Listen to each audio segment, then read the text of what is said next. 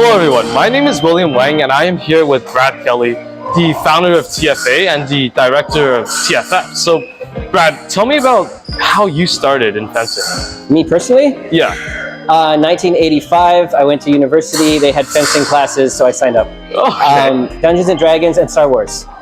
Star Wars, right? That was the impetus, right? Because, swords, lightsabers, the whole thing, right? I found it interesting. I started at university. I started late, right? I started at 18, whereas a lot of people start a lot younger now, right? Yeah.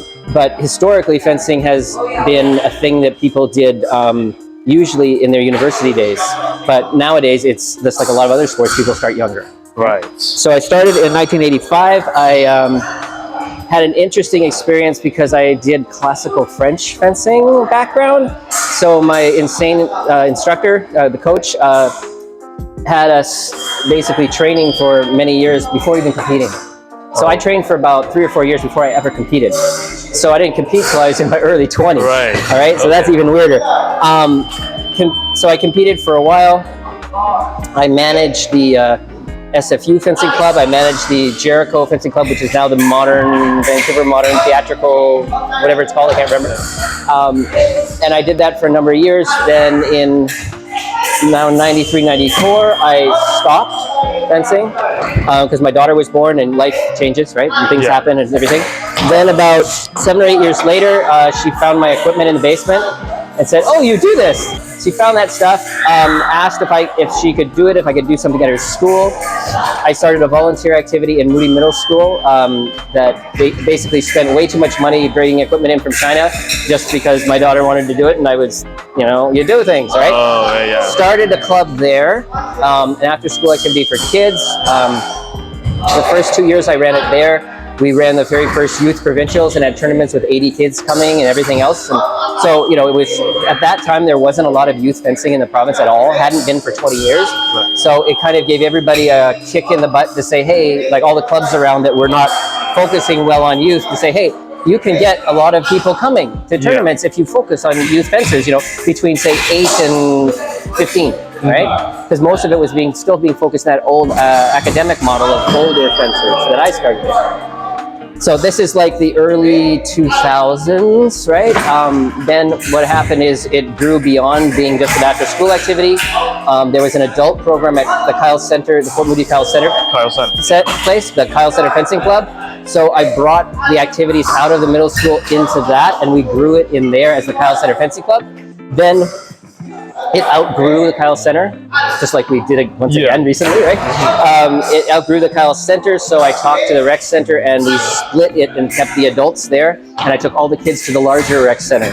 And that's when TFA officially started as a separate entity from Kyle Center. Okay. At that time, we probably had 24 kids, but then over the next that would have been around 2011, and between 2011 and 2019, just before COVID, we had grown from 24 kids through steps up to 300. 300. Right, and we had 6 coaches and 12 instructors, and we were in 5 different cities and 7 different rec centers, and all that great crazy stuff, right? And doing all 3 weapons and running 5 tournaments a year, and I had no life.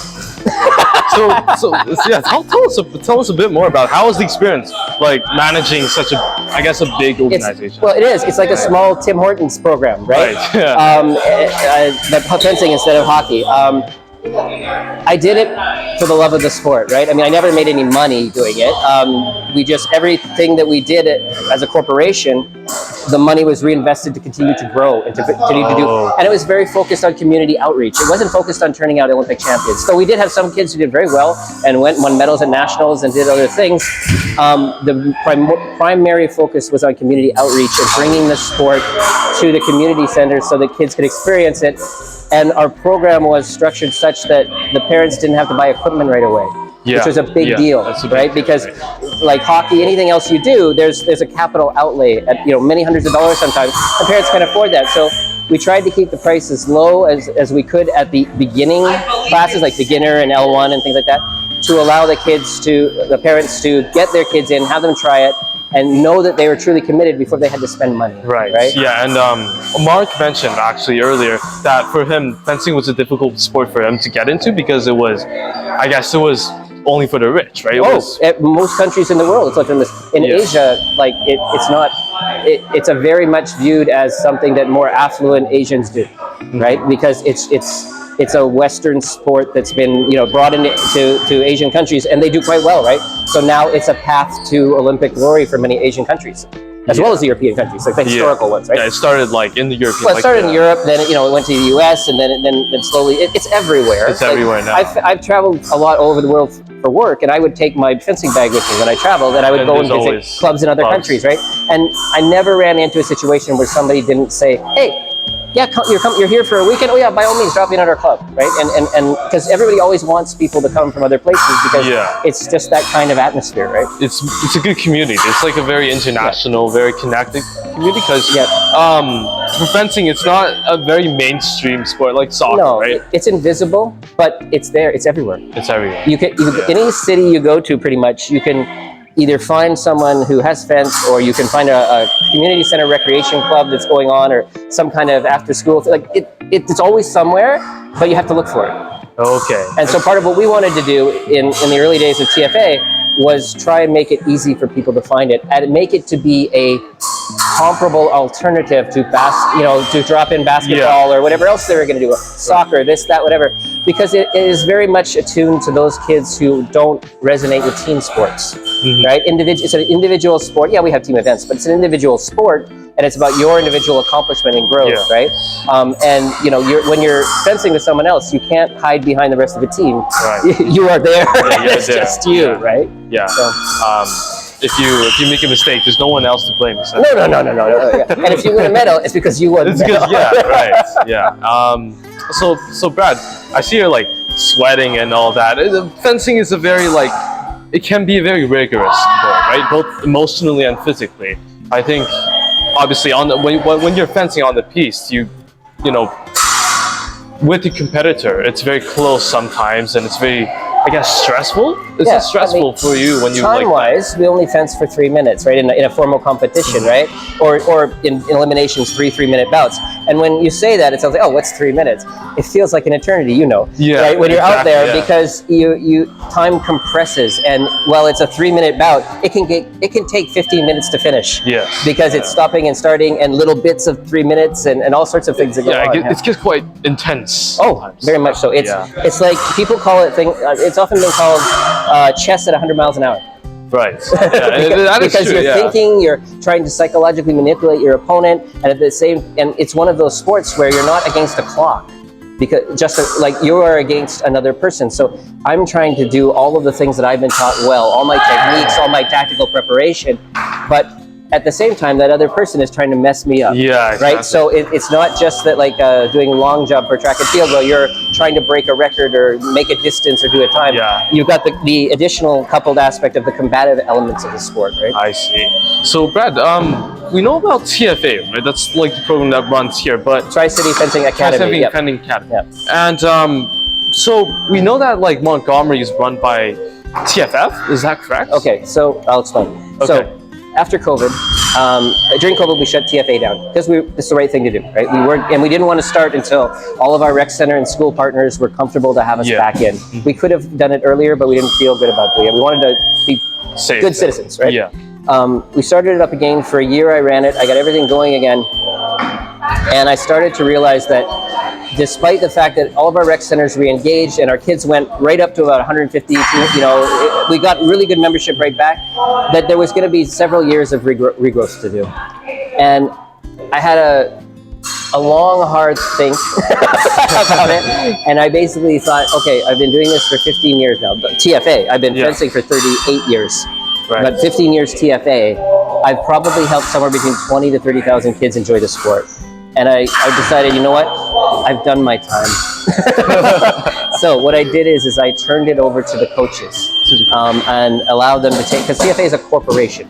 So me and my partner that owned the company, we decided to put our shares back in the company, turn it over to our 4 primary coaches who are younger and have the energy and the momentum to rebuild and take this and make it even something even bigger and better. And allow them to move forward with the company. And then I still stayed on as a member of the board to advise and help them, because none of them have run a large business like this before. But what I'm focused on now and what I've started to grow is TFF, the Tri-City Fencing Foundation. It's a nonprofit society whose objective is to work with TFA and other clubs to help ensure that these clubs can grow. Because like many situations where you have someone who's very skilled, like our coaches are in their craft, they don't know business. And so part of TFF is to help them understand how to work with cities and rec centers and grow their clubs, academies like a business. Not to make them, millionaires or anything. I hope they do. But more to help make sure they have a solid business built on good fundamentals and understand how to interact with the different stakeholders that will help them grow their clubs. So the foundation does a couple of things. We run tournaments, because that way we can run a truly unbiased, open, fair tournament. It's not run in someone's dojo or club or whatever. We rent space, we run a tournament, everyone can come and enjoy, right? We rent training space for, like, TFA is the first one, obviously, I'm working with to try and help them grow their club, because it's the one I understand the best. But there's 3 or 4 others that I'm talking with right now that are all smaller. TFA is one of the TFA historically has been one of the largest 4 clubs in Canada, and their trajectory right now in terms of student enrollment is headed back that way after COVID. So I'm working with 3 or 4 other clubs, smaller clubs, just trying to help them understand what is possible to do based on the many decades of experience that I have with DFA. Because again, they're great coaches, but maybe aren't the best business people, business side, right? And they need to help and understanding, right? And so that's sort of the money-making things that TFF does to help these, because all the money TFF makes as a society doesn't go to me as a director or anybody else. The mandate is to re-inject it back into to make it better. Constitutionally, we have the mandate to bring the sport to youth. We have the mandate to also set up sponsorship programs for athletes and coaches and clubs to help them get to tournaments and to help them. So we help people on the community engagement side and on the competitive side. Okay, so we haven't started the sponsorship yet. The sponsorship will be us working with local businesses and industries to basically ask them for money, right? Because just to help coaches get to nationals, help families who have high performing athletes as their children get to national stuff, because it's expensive now to fly and to do things. Plus, another part of the sponsorship is also going to be to help families where they may not be all that financially capable of getting their kids into the sport, because TFA still has the mandate to provide this easy entry path through the rec centers. At a certain point, you have to spend money, right? And part of what we want to do from TFF is help those parents who maybe aren't as financially capable of getting their kids to that next level through sponsorship. I see. So basically, I'm running a non-profit society to help not only TFA, but I'm building a community of clubs who are like-minded and want to work together. Now, they're still competitive, but you can be competitive but work cooperatively to have a strong community, right? And in that cooperation is helping to support the society, run its tournaments, and do all of its things. Yeah, so that's like a big part of fencing, I believe, is the community, right? That's what it should be. It should be. Sometimes it isn't. But just like any other sport, like there's always people who have a communal focus, and there are people who are just focused on making money, right? So the people that we're trying to work on and get together are those that want to build that strong community. And for me personally, on a selfish note, I now have a lot more time because I'm not running a 300 kid company, right? I get to work as a substitute instructor. And I get to come fence every once in a while and let the kids beat me up. Yeah, it's fun. And like, I think a lot of people said that fencing is a sport for all ages of people, right? Oh yeah. Even like seniors who are like 80. We just started in TFA, they just started the child classes 6 to 8 again, and senior classes now. And I'm the instructor for those for TFA. They pay me, yay. And I'm starting those classes for them. I won't teach them long term, but it's just to help them get now another foot into the community engagement. I see. Yeah. Okay. Yeah. I told you it was going to take a long time. Yeah, it's a long story. I think the story of like starting TFF, it's like any other business, right? It's a long story. There's a lot of challenges in the way. I think definitely. We took a non-traditional approach to building a fencing organization. Usually, it's a cult of personality because one coach will start something and rent some space and try to make money and end up doing everything and wearing all these different hats. We made a point of treating it more like a proper corporation where we paid people, including our young instructors, to do work for us rather than try to do all the work ourselves and just take all the money. It's basically we built a bigger ship so that it can hold more people. Okay, I see. Yeah, that's bringing the community into this as well. But yeah, thank you, Brad, for this story. I think I learned a lot, and our viewers also have learned a lot about fencing in general, but also about the business side. Right? So that's quite important as well. Yeah. All right. But yeah, thank you, Brad. No worries. Thank you.